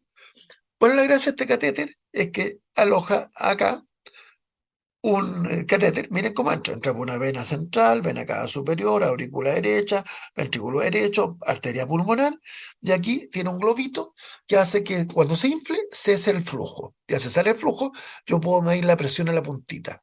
Esa presión se llama presión de enclavamiento pulmonar. Y lo que traduce es la presión hacia adelante, porque está sin flujo. Traduce la presión del ventrículo izquierdo. Miren qué entretenido. Cuando está abierto, obviamente es la válvula mitral, porque el ventrículo tiene. Por lo tanto, nos permite medir el llene ventricular izquierdo, ¿ya? Nos permite medir la presión de acá, la presión de vena central, y nos permite medir el gasto cardíaco. Ocupan distintas técnicas, pero una técnica se llama termodilución, que tiran agüita helada y ven acá en un termómetro, aquí está, cuánto tiempo se demora en pasar la agüita helada. Si la agüita helada pasa al tiro, significa que tengo un gasto cardíaco alto. Si la agüita helada se demora mucho en pasar, es que tengo un gasto cardíaco bajo. Es el síndrome de apagón del califón. Si yo, si yo tengo una distancia larga con el califón, obviamente se va a demorar más tiempo de que se apaga el califón hasta que se me llegue la volada. Si yo tengo una distancia corta, me va a llegar al tiro. Aquí es lo mismo, pero pensando en gasto cardíaco, ¿ya? Si el gasto cardíaco está aumentado, ¡pum!, me llega al tiro de la volada. Si el gasto cardíaco está más disminuido, me llega más lento. Entonces podemos graficar todo. Podemos medir, esto se ocupa, yo lo voy a explicar con muy poco detalle por honor al tiempo, pero tenemos acá una curva típica venosa, de vena central, tenemos una curva típica de ventrículo derecho, tenemos una típica curva de arteria, se dan cuenta que tienen inciso, y tenemos la típica curva acá de venosa, se dan cuenta es muy parecida a la primera, pero de vena, de presión de enclavamiento, que en el fondo traduce la presión venosa y la presión telediastólica del ventrículo izquierdo, que es lo mismo que la presión venosa del territorio, la pulmonar, cuando está la válvula mitral abierta. Todo esto se hace. Estas son cosas que se hacen. También se mide el gasto cardíaco por termoevolución, que tiene que ver con áreas de bajo la curva en ciertas condiciones. Pues se dan cuenta, eh, eh, tiene que ver con esa metodología, ¿ya? Y la gracia es que ustedes calculan todo lo que se puede ocurrir. Ojo, el catéter de Swan-Ganz, como si ustedes se dan cuenta, súper invasivo, porque meten una vía venosa central que atraviesa el corazón derecha y ternera, por lo cual tengo un catéter que tiene mortalidad. Este catéter se ocupó en forma masiva hasta hace aproximadamente 15 años o 10 años, porque se comenzaron a ocupar otros métodos para llegar más o menos a las mismas mediciones. Pero, por lo que puedo decirle, esto es medición directa. Por lo cual, si ustedes dicen con todas las otras metodologías, ¿contra quién se comparan? Contra el catéter de Swan-Ganz, porque es el estándar del punto de vista de medición. Y miren todo lo que se calcula. Por la fabulosa fórmula Q, flujo igual de presión partido por resistencia. La presión de arterial media la medimos directamente, la presión arterial media pulmonar la medimos directamente. Esto lo hacemos con el banquito de presión. Esto, o con una línea arterial. Esto lo hacemos con el catéter Swan-Ganz. Podemos medir la presión de sistólica, podemos medir la diastólica de arteria pulmonar, podemos ver, esta es la presión de oclusión, lo mismo que la presión de capilar, que dijimos que traduce más o menos la presión de capilar pulmonar o la presión telediastólica ventrículo izquierdo. Podemos medir la presión medición central, gasto cardíaco lo medimos directamente, el índice lo calculamos, el gasto cardíaco partido por la superficie, después podemos medir el gasto sistólico, que en el fondo el índice cardíaco partido por la frecuencia cardíaca. Podemos ver el volumen latido, porque lo dividimos esto por la frecuencia cardíaca, cuál es el gasto de frecuencia, y nos dicen, ¿cuánto bombea el paciente por cada latido? 50 100 ml. El índice latido es lo mismo corregido por superficie. Podemos calcular la presión telediastólica final del ventrículo izquierdo, nosotros en general lo vemos directo, y se asume la presión telediastólica ventral del ventrículo derecho, lo asumo igual que la PS, y comenzamos a calcular todo lo que se nos ocurre. Flujo, acuérdense, delta presión, nosotros resistencia igual, nosotros flujo, si ustedes lo analizan, o sea, delta presión partido por flujo, jugando la fórmula flujo igual delta presión partido por resistencia. Aquí lo hacemos, lo invertimos, medimos el gasto cardíaco, medimos las presiones, por lo tanto podemos estimar la resistencia. Y fíjense, lo hacemos. Y ahí está la resistencia normal del sistema vascular sistémico. Calculamos lo mismo, el índice es lo mismo calculado por superficie, podemos calcular la resistencia vascular pulmonar. Pues tenemos la presión de la arteria pulmonar media y tenemos la presión capilar, que dijimos que es la presión telediastólica del ventrículo izquierdo. Por lo tanto, podemos calcular incluso la resistencia. Y podemos hacer todas estas mediciones que tienen que ver con oxígeno. ¿Ya? Entonces, la gracia es que podemos medir todo. Y al medirlo todo, podemos tener diagnósticos en relación a lo que estábamos hablando. Ya, aquí vamos a entrar a hablar de mortalidad. La mortalidad depende del tipo de shock. Shock séptico, mortalidad más o menos 35-40% al mes, o sea, altísima. Shock cardiogénico, 60-90% al mes. Por lo tanto, esto es un tema que uno, si reconoce que está en estado de shock, ya, entre comillas, como médico, llegamos tarde. La idea es tratarlo antes que exista este concepto de shock. ¿Qué es lo que nos marca el shock? Esta hipotensión circulatoria que estamos haciendo, más un componente celular. La idea es que en ningún momento haya aumento del láctico. La idea es que en ningún momento la hipotensión sea mantenida. ¿Ya?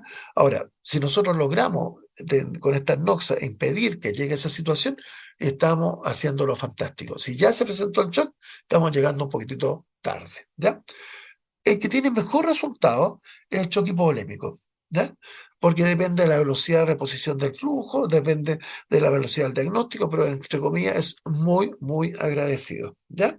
Hoy día estaba viendo una cosita corta mientras estaba esperando la clase para relajarme, la Diana. ¿De qué murió la princesa Diana? Aunque ustedes no crean, inicialmente de un choque hipovolémico. ¿Por qué de un choque hipovolémico? Porque se le rompió la arteria pulmonar. Si se le rompió la arteria pulmonar, no le llegó nada al ventrículo izquierdo, shock en el fondo, porque no le llegaba una perfusión adecuada al ventrículo izquierdo. Ahora, ustedes dicen, sí, pero una hemorragia, sí, pero como mata la hemorragia aguda o los cuadros agudos es por shock. Ese es el concepto, porque genera una alteración celular al final, producto de la hipotensión. ¿Ya? Clinical shock, ya lo dijimos, hipotensión, piel fría y húmeda, activación simpático, o sea, vasoconstricción que está distribuyendo, oliguria, ¿por qué? Porque se sacrifica el territorio esplácnico y está en territorio esplácnico nuestro riñoncito. Cambio en la situación mental, eso ya estamos hablando mucho más severo, pues significa que ya no está perfusionándose bien el cerebro, pero puede ser precoz en pacientes que tienen baja reserva funcional, por ejemplo, un paciente añoso con Alzheimer, pues el primer síntoma de shock puede ser el cambio de situación mental. Acidosis metabólica, inicialmente hay alcalosis, porque como aparato respiratorio por el simpático tiende a hiperventilar, pero después aparece acidosis fundamentalmente por el lactato. ¿Ya? Y ojo, si el shock progresa, más acidosis, más presencia de ácido láctico, y obviamente en la medida que nosotros prevenimos el shock o logramos compensar el shock, mejor, en el fondo, menor lactato y mejor pronóstico. Examen físico, ustedes lo leen, por favor, no hay nada mucho más distinto de lo que hemos hablado, y tiene que ver con activación del simpático, tiene que ver con taquicardia, tiene que ver con activación de la ADH, tiene que ver con los mecanismos. Me interesan más los mecanismos y obviamente si ustedes se dan cuenta, puede haber hiperémica. ¿En qué situación hay hiperémica? Por ejemplo, en el shock distributivo, que lo que se altera es la distribución. Se distribuye la sangre no hacia el territorio central, no hacia el corazón y cerebro, no hacia la corona y cerebro, sino que hacia la piel. Entonces ahí se dan cuenta, es como la excepción. Laboratorio, todo lo que hemos hablado dependiendo de la causa. Inicialmente, hipovolémico, vamos a hablar solamente caída de la hemoglobina, etcétera, por hemorragia estamos hablando. El shock séptico, obviamente, todos los cuadros infecciosos, y aquí, como son compromisos sistémicos, en general, uno no pierde nada, en el fondo, haciendo mediciones más bien sistémicas. Y obviamente, por ejemplo, si el shock cardiogénico es por un infarto, encima es cardíaca, aquí, la verdad, podemos buscar, pedir casi prácticamente todo. Y esto es lo que quiero llegar a caracterizar los tipos de shock. Shock hipovolémico, hay en general disminución de la precarga, disminuye el volumen expansivo, disminuye el gasto cardíaco, cae la presión. Ya lo dijimos, pérdida de fluidos intramusculares, alteración del compartimento. ¿Cómo vemos el shock? De shock hipovolémico, el punto de vista hemodinámico. Vamos a ver todas las cosas. La PVC, o la presión venosa central, traduce la precarga del ventrículo derecho. No es lo mismo, pero traduce la presión que tenemos. La medimos con cualquier catéter o la medimos con un catéter Swanger. Nosotros podemos ver todas estas cosas. Se caracteriza por disminución de la presión venosa central. Al disminuir la presión venosa central, disminuye la precarga del ventrículo derecho. Si disminuye la precarga del ventrículo derecho, termino disminuyendo, en el fondo, el llene del ventrículo izquierdo, o sea, la precarga del ventrículo izquierdo. Por lo tanto, hay disminución de la presión de arteria pulmonar. ¿Por qué? Porque está bombeando un poco el ventrículo derecho. Disminución también de la presión de capilar pulmonar o la presión de llene del ventrículo izquierdo. No nos compliquemos. Hay disminución del gasto cardíaco. ¿Por qué? Porque hay disminución de la precarga del ventrículo izquierdo y compensatoriamente hay aumento de la resistencia vascular sistémica, o sea, aumento de la poscarga. ¿Por qué? Por el simpático. Aquí nuestro querido simpático trata de compensar. Por lo tanto, aumenta la poscarga, aumenta la resistencia, compensando. ¿Ya? El shock cardiogénico, vamos a suponer que aquí tenemos un tremendo infarto, se traduce fundamentalmente por la incapacidad de bombear. Puede ser de izquierdo o derecho, la causa más frecuente de infarto del ventrículo izquierdo, de pared anterior, y existe en general cuando hay un gran daño. ¿Ya? Tiene una mortalidad, ya les dije, entre 60 y 80%, o sea, muy mortal. ¿Qué es lo que ocurre? Cuando nosotros tenemos falla en el intropismo, o sea, falla en la fibra, sea porque está fallando, disminuye el volumen expulsivo. Eso disminuye el gasto cardíaco. Eso lleva a disminución de la presión arterial. ¿Qué es lo que hacen los mecanismos compensatorios? Volvemos, vasoconstricción. ¿Por qué vasoconstricción? Para que le llegue más sangre a la coronaria y al cerebro. Simpático, típico simpático. Eso tenemos un síntoma hacia adelante, o sea, como le dicen, digamos, flujo arriba, o stream arriba, lo dicen en inglés, le dicen arroyo arriba, ¿ya? En el fondo, hacia adelante, ¿ya? Pero tenemos también otro componente, que como el corazón no está siendo capaz de bombear la sangre, esto lo vieron cuando hablaban de isodinamia el otro día, que bombea menos, queda sangre dentro del ventrículo, o sea, en el fondo está disminuyendo la expulsión, por lo tanto hay mal vaciamiento ventricular. Al haber más vaciamiento ventricular, hay aumento de la presión de llena de la precardia, o sea, el ventrículo izquierdo, aumento de la presión de la aurícula izquierda, aumento de la presión capilar pulmonar y edema pulmonar. O sea, fíjense en shock cardiogénico. ¿Cuál es la característica del shock cardiogénico? Hacia adelante, hipotensión. Hacia atrás, congestión pulmonar. Y obviamente edema pulmonar. Entonces, fíjense lo dramático. El paciente está bombeando menos sangre a los tejidos, pero está con edema pulmonar. ¿Qué pasa con el intercambio gaseoso? Empeora, por lo tanto, más encima tiene poco oxígeno que transportar.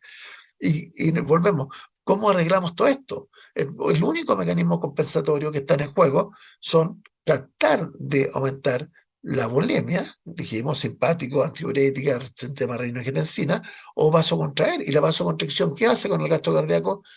Disminuye. Si yo aumento la resistencia, termino teniendo menos gasto cardíaco porque aumentó la poscarga. Entonces, se dan cuenta por qué es tan malo que falle el corazón, porque todas las compensaciones en general pasan por un corazón funcionante. Y si el corazón es el que está fallando, las bombas las que está fallando, se pierden casi todos los mecanismos de congestación. Entonces, características: gasto cardíaco disminuido, precarga aumentada, ¿se dan cuenta? Volemia normal. EPA, por un lado, hipotensión y vasoconstricción. La hemodinamia clave aquí es disminución del gasto cardíaco, aumento de la presión de capilar pulmonar, aumento del llene, porque mide la precarga, aumento de la presión de arteria pulmonar, aumento de la PVC y aumento de la resistencia. O sea, en el fondo aumenta todo menos el gasto cardíaco. ¿Por qué aumenta todo esto? Tratando de compensar la disminución del gasto cardíaco. Y el shock distributivo, esta es una diapo que está repetida. ¿Qué ocurre? Como hay una caída de la resistencia, por esto del óxido nítrico que está vasodilatando todo, aumenta el gasto cardíaco inicialmente. Pero ¿qué ocurre? Que vasodilatamos, porque dijimos que estas toxinas vasodilatan. Entonces, ¿qué ocurre con el retorno venoso? Disminuye, ¿ya? ¿Por qué disminuye? Porque si bien el volumen está normal, el volumen estresado, este volumen que llena los vasos está normal, la volemia, como hay un aumento de la capacitancia, disminución de la compliance, no logra generar la presión para que se llene bien el retorno venoso, ¿ya? Entonces estos pacientes, se dan cuenta, comparten con el hipovolémico el mal llene del ventrículo derecho, ventrículo izquierdo. ¿Se dan cuenta? Comparte eso. Pero la gran diferencia es la resistencia vascular periférica. Porque como está en el hipovolémico y en el cardiogénico, está vasocontraído, están compensando. En este, todo parte porque hay vasodilatación, por una caída de la resistencia periférica. Entonces, es la gran diferencia. No hay hipovolemia, pero el paciente, en la práctica, por la vasodilatación del territorio venoso, se comporta como hipovolémico, pero no es por la volemia, es por la caída en la compliance, o sea, perdón, el aumento de la compliance. ¿Ya? Por lo tanto, vamos a tener disminución de la resistencia vascular, disminución del llene ventricular, disminución de la arteria pulmonar, disminución de la presión venosa central, pero ojo, aumento del gasto cardíaco. Ese es el resumen. ¿Ya? Esto leanlo como precarga, bueno, está como precarga, función de bomba, postcarga y perfusión tisular. Aquí hay como una trampa, porque dice, tengo poca extracción. Bueno, esto no lo voy a explicar porque se nos lo complico mucho, pero tiene que ver con la extracción a nivel sistémico. En estos dos hay una extracción mayor, ¿ya? Este tiene poca extracción. ¿Por qué tiene poca extracción? Porque está mal distribuido, entonces no le llega a los tejidos. En este caso, no extraen porque se están muriendo, extraen porque una célula muerta no extrae oxígeno o porque está pasando por lugares donde no se contacta con células vivas. Entonces, por eso disminuye la extracción, lo cual significa que hay una mayor saturación venosa, o sea, mayor cantidad de oxígeno que vuelve. Esto es más complicado. Y terminamos. No sé cómo anduvimos de tiempo. Obviamente, si tienen alguna duda, lo vemos después mañana en el seminario, no sé, o en algún momento. ¿Ya? Pero eso. ¿Cómo esto es la hora? 17:59. Fue Maratónico, pero bueno. Ya, un loro. ya. Sí, no, pues estuvo denso, pero No denso, pero lo importante es que vean las diapos y viendo después la grabación, yo creo que va a irle quedando un poco más claro. Ahora, cualquier pregunta, duda, la respondemos. ¿Ya? Yo sé que me digo, chicos, chicas, dudas, preguntas, consultas. no se preocupen porque no son los conceptos más que nada. Están todos, no quieren ni hablar como los de qué, Sí, pobrecitos. quedaron así como, quedaron en shock. Ahora la idea es que, mira, volvemos a esto, el concepto de entenderlo para que entiendan cómo diagnosticarlo cuando vean a un paciente. Obviamente no tienen que saber nada del Swan Gas, nadie le va a preguntar en el fondo cómo se hace ni nada, pero el concepto, porque tampoco se ocupa tanto ahora, pero el concepto es que tengan claro que esto se puede medir y se mide en cuidados intensivos. Y ustedes sí nos sirven mucho en la práctica cuando tenemos un paciente potencialmente grave. Pues yo imagino que si ustedes dicen, oye, ahora cuando vea a un paciente que está pálido, frío y sudoroso, oye, puede ser que esté pasando algo grave. Y yo con eso me quedo feliz, aunque ustedes no crean. Como fenómeno inicial. Ya, ya. Estamos para no seguir hablando, ya. Dale. Eso. Chicos, ¿alguna duda? Oh, La no, Katy me pregunta, ¿hasta qué materia es la prueba? ya, eso se fueron. Tal como lo habíamos hablado en la Recording primera clase, stopped. Katy, la primera prueba evalúa los contenidos de fisiopato cardiovascular, es decir, hasta lo que vamos a ver mañana, que vamos a ver arritmias. ¿Sí? Matarme con el choque. Por aquí, como pueden ver, Martino está vestido ya disfrazado para salir a andar en bicicleta. No, como disfrazado, está con sus medidas de seguridad, eso no es un disfraz. Mira Está lo que le está disfrazado. enseñando, lo que le Chao, está profe, enseñando. muchas gracias. Chao, chao, ya te querés. Chao, chao. Están cansados. Ya, ok, Ya, Martino, vaya a gracias. andar en bicicleta y ordenadito. Bien, me gusta cómo va.